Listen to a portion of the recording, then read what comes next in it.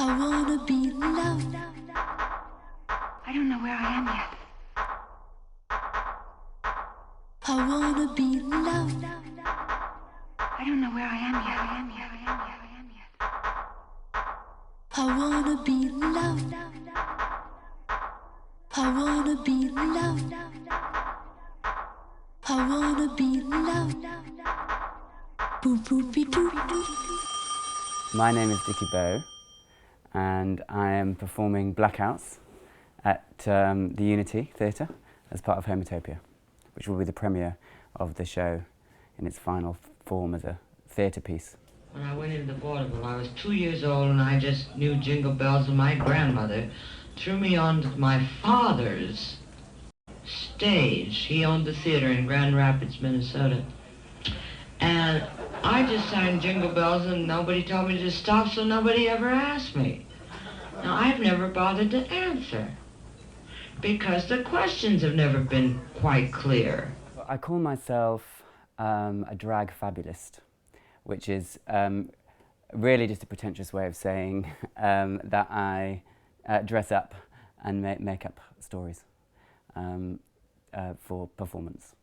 And sometimes I say that I'm a drag clown, because in a way what I do probably is most best described as being where drag meets clowning, because it's not female impersonation. I have a rather good intellect. I have a good sense of humor, but it's high time to cut the comedy and high time to stop the trolley ride, because I am going to talk. And everybody just better sit on the bench and watch the ball game. When I was 28, I listened to, this is 6 years ago now, I listened to the Judy Garland tapes, the Judy Speaks tapes, where she's sitting on her own in a house in Chelsea, going through a messy divorce with Sid Luft, talking into a dictaphone. And I was really grabbed by these tapes because I think I identified with them. There was something about her dysfunction, I think, which at a very basic level I knew that I had going on as well. I've just about got it made. All I have to do is talk, and all you have to do is listen and believe me the way you believed me when I sang all the songs. Well, now I'm talking, and listen to me, for goodness sakes. Don't make a joke of me anymore. So I made those tapes into a piece of theatre, really, that I did in cabaret settings. And that, I think, was the turning point for me as Dickie Beau, because before that I was doing just a bit of like boylesque kind of stuff, or just throwing things together and hoping it would work. But with that, I was a bit more careful about what kind of shape I gave the found sound. And then it went down so well, I got booked to do it in lots of places.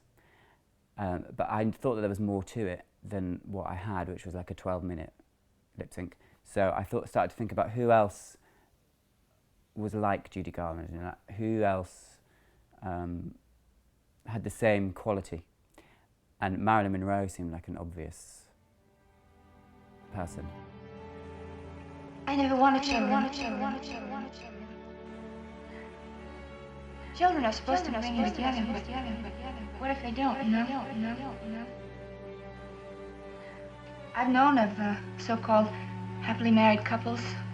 One time, the wife was in the hospital to have the baby, and the husband was calling me up. I mean, he was calling me. I don't know, but they'll invent a way that you don't have children unless you care for each other. Because the kids know the difference. I always knew the difference. At night especially. I started to research Marilyn Monroe and watch a documentary in which she tapes of her last interview were used. And the interview was with a guy called Richard Merriman, who was then associate editor of Life magazine. And so I called him up and I said who I was and that I was interested in this material, and he was a bit intrigued, and he said, well, I'll let you listen to the tapes of the interview, but you'll have to be in New York to do that. So I held a fundraiser at the Royal Vauxhall Tavern, which David Hoyle performed at, and Timberlina and Ryan Stiles and others, and raised enough money for a flight to New York. So I went to New York and I met this guy, and he let me listen to these tapes of Marilyn Monroe, which he had conducted this interview 50 years ago in her living room, in the house where she died. And he says that I'm the only person that he's in the world that he's given this access to. So it was quite intense. It's beautiful here. Beautiful here. Beautiful here. Beautiful here. I don't like this forest. I don't like this I forest. suddenly miss my mother. When I was listening back to the interview that he gave me, Richard Merriman, one particular sentence leapt out at me, and what he said was that he said, I had the idea when she started talking that I was simply going to take her words and manipulate them slightly so that they became a monologue on the page, and that became my shtick at Life magazine. I did it again and again. And of course, with the Judy Garland piece, that's exactly what I'd done, but just in a different form. I'd taken her words and manipulated them and turned them into a monologue. There were certain similarities between me and this man, you know, this man who's now 85, who himself at my age was in awe of Marilyn Monroe.